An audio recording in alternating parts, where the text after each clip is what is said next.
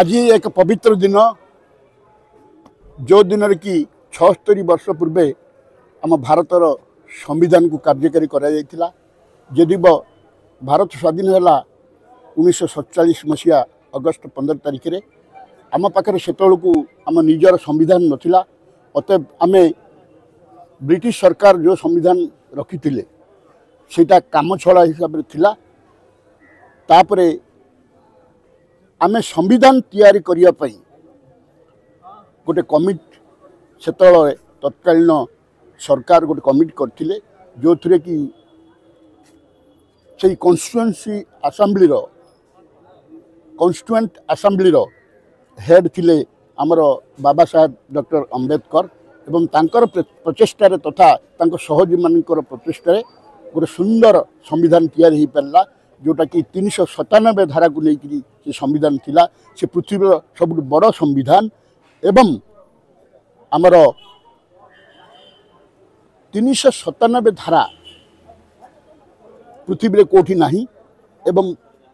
बृहत गणतांत्रिक राष्ट्र भाव में आम परिगणित हेले। आज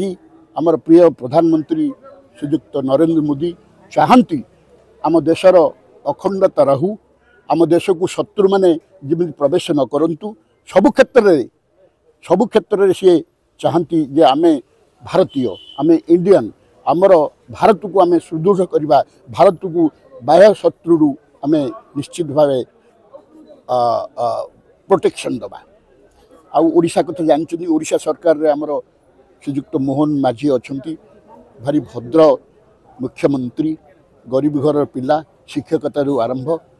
आउ सी भी चाहती आम ओडिशा केमती आगो को जाऊ आपण मैंने जानते उत्कर्ष ओडिशा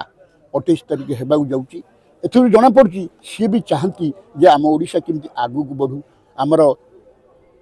भारत सरकार आमको प्रति क्षेत्र में सहयोग करंतु अतएव एथि निमंते बोध हुए